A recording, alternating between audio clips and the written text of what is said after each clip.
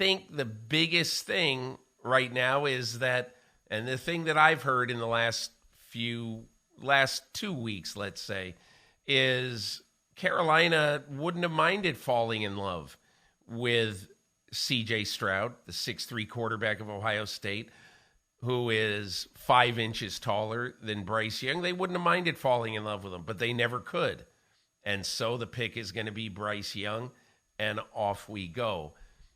Miles, I think the really interesting part of this draft starts at number 2, because as much as we all think that, well, I don't know what you think, but as much as I think it's going to be Tyree Wilson, I'm not positive about that at all. But Tyree Wilson, I had a great line from a general manager that I wrote in my mock draft at NBCSports.com, which dropped about 1:30 Eastern time Monday, a.m.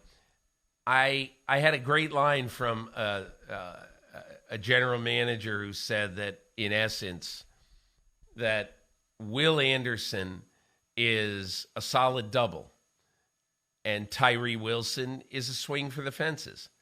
And there's no guarantee that Tyree Wilson is going to be better as a pro than Will Anderson. But I do think that there is excitement in NFL draft rooms with what Tyree Wilson might become. And that's why I put him to Houston and new coach DeMeco Ryans.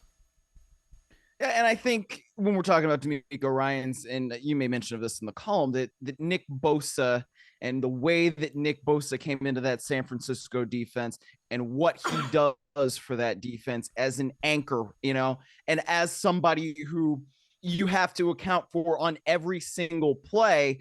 I understand that from the Texans' standpoint with the DeMeco Ryans, that's the way you want to build your team. Okay.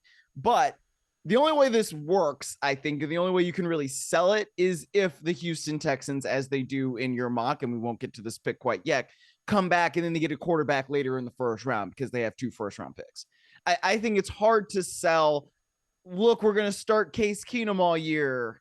I don't know, Peter. I think after the last couple of years with Houston and the excitement that comes with just having DeMeco Ryans in there, I get it that, you want to build your defense around a player that you believe can be one of the best defensive players in the league. Fine. But you have to be able to score points in order to win ball games in this league. And I think we know that it's a passing league, right? So who's going to be throwing the football? If it's going to be Case Keenum to start off, you better have somebody else on the back end that you can say, yeah, we're looking to develop this guy, and we believe that he can be a starter for us. Right. Spoiler alert, we are going to get to a Houston quarterback pick a little bit later on. But let me respond to that, Miles, by simply saying that the Houston Texans in the 2022 and 23 drafts combined are scheduled, because who knows, they may make trades this year. They're scheduled to have 7 picks in the top 50. That's a hell of a lot of picks in the top 50. It is. The Miami Dolphins, by the way, are scheduled to have 0. And so I think one of the things that you want to be pretty conscious of at this point is you better come away with a quarterback, and we will get to that. So let's go to Tennessee at number 3 now. Tennessee, as everyone knows, has the 11th pick in the draft. And I don't really have inside information on Tennessee going up and aggressively getting C.J. Stroud. I made this pick, Tennessee trading up for C.J. Stroud. I made this pick for a very simple reason. I have some vivid memories of the Ohio State-Georgia National College Football semifinal game. I think it was New Year's Eve 4 months ago.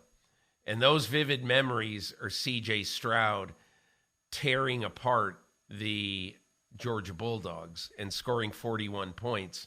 And if the Ohio State defense could have played football in the fourth quarter, Ohio State would have pulled off the shocker and won, but they lost 42-41. through no fault of CJ Stroud's. And look, my only point about CJ Stroud and the recent mountain of anti-CJ Stroud stuff is that I get it that the term processing in this postseason, this pre-draft run-up, has gotten to be very big. And everybody says, oh, my God, look at how Bryce Young processes information and all that. And I don't know. I watch football games. CJ Stroud is good. This just in. And I hate to be a curmudgeonly 65-year-old bum here.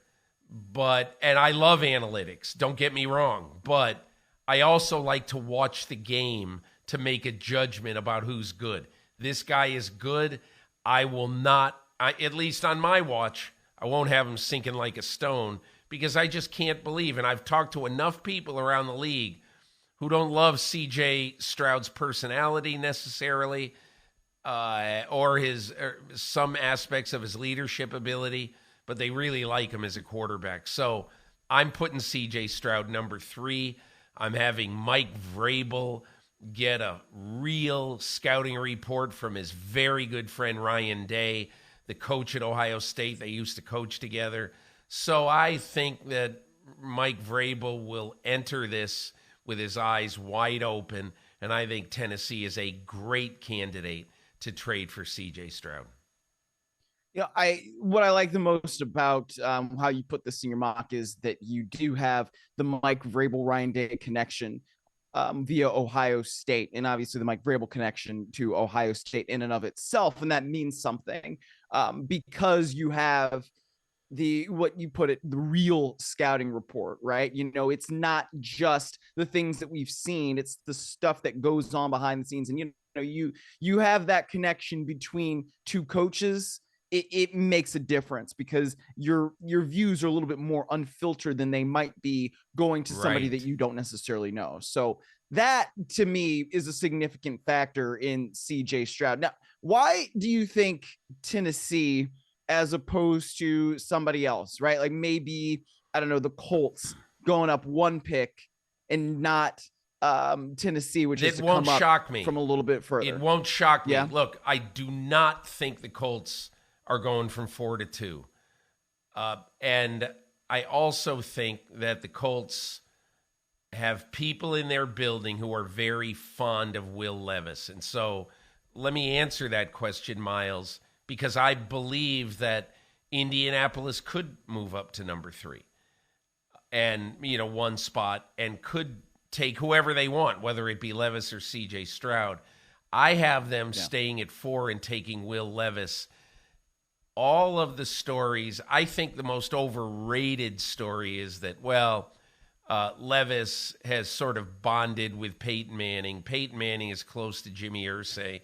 Jimmy Irsay, the owner of the Colts, is whispering in Chris Ballard's ear, Will Levis, Will Levis, Will Levis. I'm just telling you, this is Chris Ballard's pick.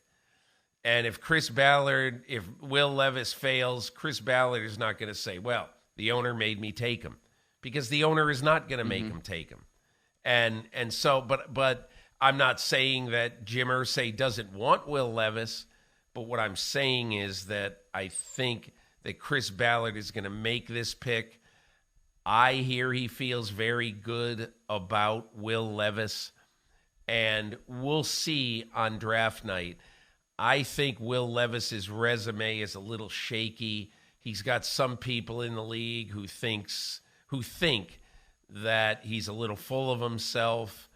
But, we'll see what happens on draft night. But I do have Levis going 4 to the Colts.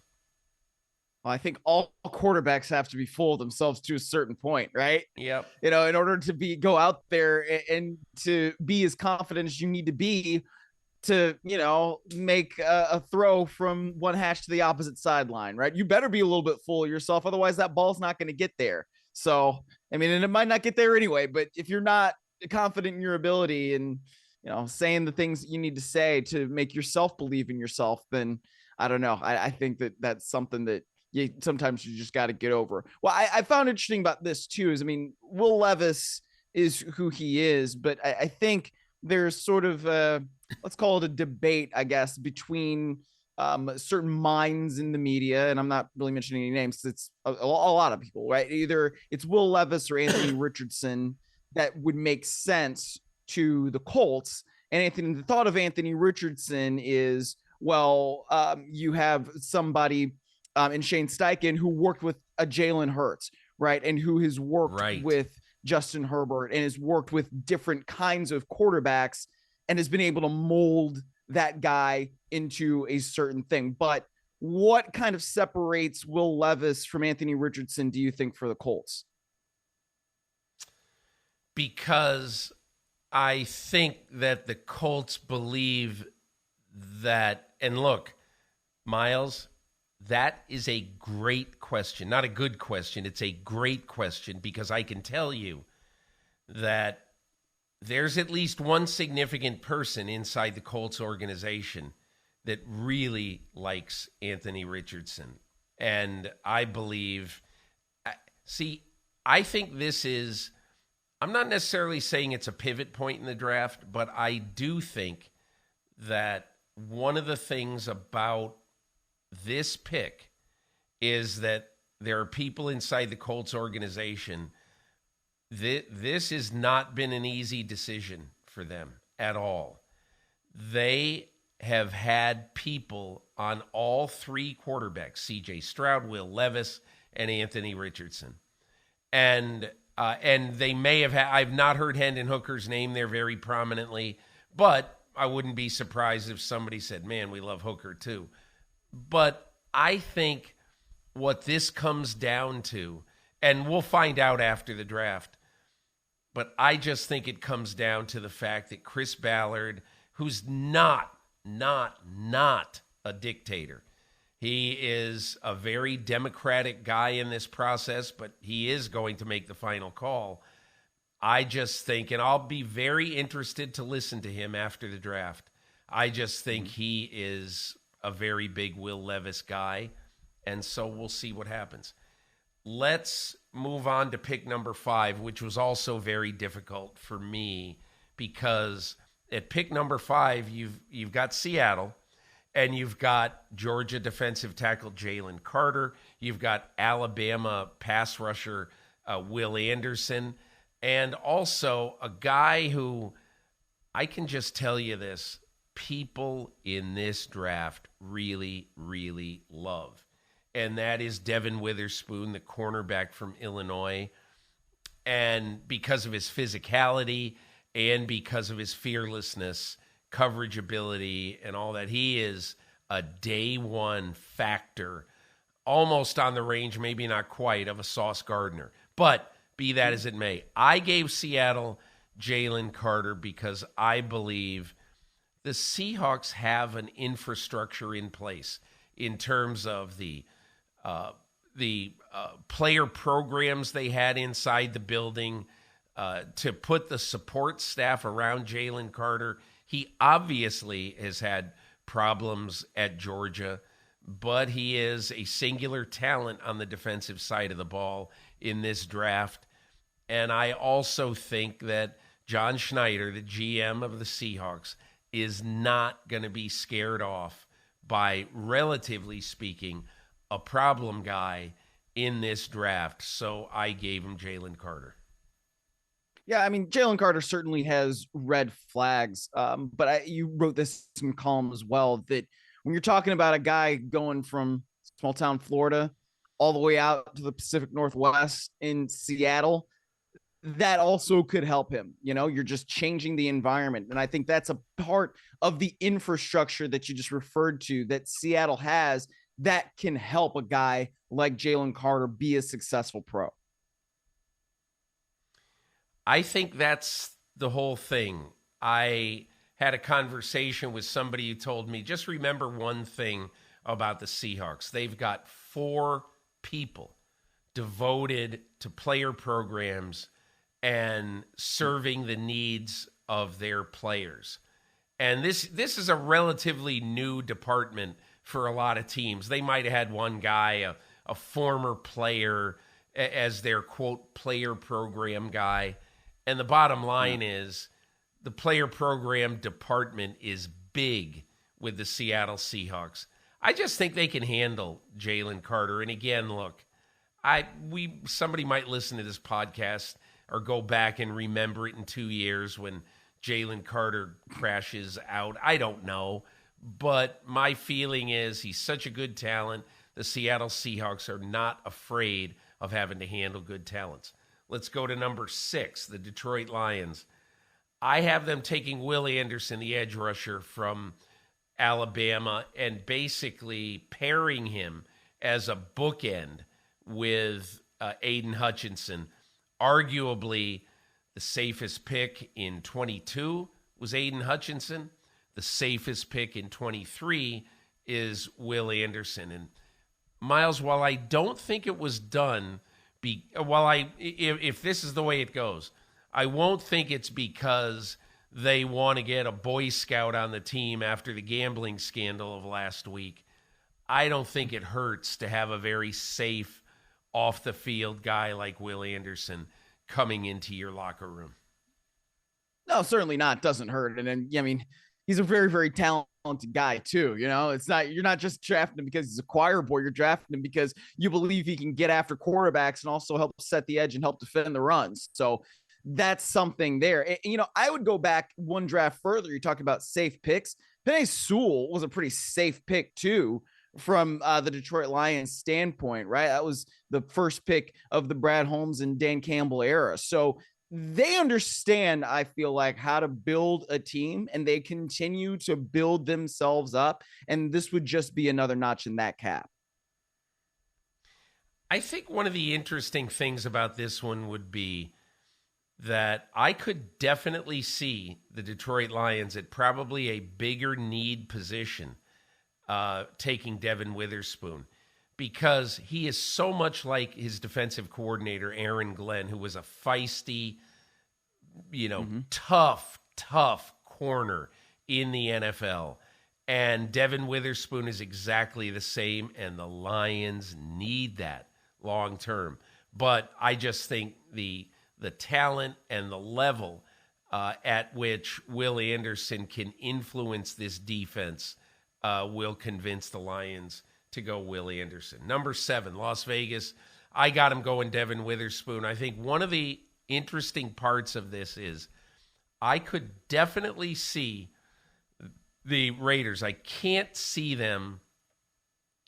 Somebody said to me over the weekend, what happens if CJ Stroud drops and he's sitting there at number 7? What would the Raiders do? And I don't know the answer to that. I don't. My gut feeling is they would take either Devin Witherspoon or Paris Johnson, the tackle from Ohio State, because I think everything that I've heard out of that building is that they are really excited, especially Josh McDaniels, to coach Jimmy Garoppolo. And they think he is going to be an answer for some time at quarterback. Now, obviously, he's injury prone, so there are absolutely no guarantees there. But I do think that they feel they're in a pretty good place at quarterback right now. And I just don't sense the love for a quarterback, whereas Devin Witherspoon, a huge upgrade for them at a position that is a vital need, corner. You know what's interesting, Peter? I could see the way you have 6 and 7 in this draft. I could see it going either way, and I can make arguments for either Witherspoon going to Detroit, right, and then Will Anderson goes down to Las Vegas. I mean, that would make a lot of sense. Talk about bookending guys. You bookend him with Max Crosby, and I think you have a pretty solid defensive line. But I also think that it makes perfectly good sense for Las Vegas to go defense, because that team has needed to improve its defense since it played in Oakland, and that hasn't happened since 2019. So, I mean, this is obviously a position that needs to be upgraded, whether you're talking about, edge rusher or cornerback. And I think, Devin Witherspoon would make a lot of sense for Las Vegas. I just think that solves a huge problem with them. We're going to go just a little bit faster on this because we do want to keep it to 1 hour. We don't want to kill you people out there. But anyway, my next pick was a bit, or ourselves. The next pick, I did not want to make it number 8. I really want the Atlanta Falcons to trade down. Of all the teams that I looked into and investigated over the weekend, which, from about Thursday on, I can just tell you, there are some teams that say, we want to trade down. The Atlanta Falcons want to trade down. And originally I thought of a way to have them trade down, but then eventually it just didn't work. So I have them sit where they are and take a player I know they like a lot. A lot of people really like him in Bijan Robinson, the running back from Texas. And just remember one thing about Bijan Robinson. He is a guy who can clearly play running back. He runs inside, he runs outside. He's a guy who can break tackles between the tackles. But he also, and Steve Sarkisian, his college coach at Texas, told me, I think he could play slot more than just very occasionally. So I think that is the way Arthur Smith and the Falcons look at Bijan Robinson, an absolutely multi-purpose player who, if you think about it, just think about if they got Bijan Robinson. They have Jonnu Smith, who Arthur Smith, when he was the offensive coordinator in Tennessee, he had Jonnu Smith, the tight end, who they just picked up when New England cut him for cap reasons. He had Jonnu Smith running the ball out of the backfield sometimes. And obviously Cordero Patterson, who is a do-everything guy out of the backfield. I'm just looking at the Atlanta Falcons. If they take Bijan Robinson, you tell me, how in the world do you defend? Imagine having Cordero Patterson, Bijan Robinson, and Jonnu Smith on the field at the same time. Not to mention their other really good offensive weapons that they have. So I don't know. This one, if I were a Falcons fan, and this happens, I'd be really excited. Yeah, Drake London, Kyle Pitts, the other two recent high picks. Pitts, look, yeah. if you're talking about Arthur Smith, we know that he knows how to scheme up for running backs, right? I mean, whether it is a low pick or an undrafted guy or somebody like a Derrick Henry, who obviously is one of the reasons why Arthur Smith is the head coach in the first place. And also, you have a guy in Desmond Ridder that if this were to happen, there aren't really many excuses as to why you can't get the ball distributed to those folks, right? You've got so many weapons there. That means you talk about processing power, processing speed. You better be able to process and get that ball out like a point guard, as sometimes people like to say, in order to get your guys, the skill players, the ball and maximize all the yardage you can get. Miles, at number 9, I think this is a very easy pick. I've got the Chicago Bears taking a guy they really, really like, and the best tackle in this draft, Paris Johnson from Ohio State. The reason why I gave the Bears Paris Johnson, quite honestly, I know they like him a lot. And this is one position in free agency that the Chicago Bears really wanted to solve and could not solve. And so I think when you look at who the Bears are right now and knowing that they want to give a very good opportunity to the quarterback, to Justin Fields, to be good long-term, you just have to protect them better. I think this was a pretty easy choice. Yeah, I would agree with you. I don't think that there's much doubt that the Chicago Bears need to beef up that offensive line. And I think, getting a Big Ten guy makes a lot of sense for Chicago as well. Number 10, Philadelphia. For the longest time, I had a guard here. Probably a guard, but he played tackle in college. First team All-American tackle in Peter Skoronski. probably going to be a guard in the NFL because he has short arms. I'm never crazy about that, but it is what it is. So I gave the Philadelphia Eagles the best edge rusher on the board, Nolan Smith from Georgia. I think the one thing about Nolan Smith that you have to think about is that the Eagles are getting a little bit long in the tooth on the defensive line and particularly on the edge. The average age of their top 4 edge players is 29 years, 9 months old. So, it's time to get a little bit of youth here. And the Eagles, I think, would be doing their defense, especially as it sort of reloads post Jonathan Gannon. They'd be doing their defense a big favor by adding an edge player. Yeah, one of the things that the Eagles did so effectively last year is rotate a lot of different guys through on their defensive line. It's why Brandon Graham was able to be so effective despite his, advanced age, really, as a defensive lineman. Right. So I think this makes sense where you get another guy in, and I know you got different defensive coordinator and Sean Desai there now, but if you have the same philosophy coming down from Nick Sirianni, I don't understand why that would change very much. And so if you bring in some, new blood, some youth, and somebody who you believe can help supplement that aspect of things where you can continue to rotate guys in, I think that makes a lot of sense. Hi, I'm Mike Tirico, and thanks for watching. Make sure to hit subscribe for the latest news and highlights from NBC Sports.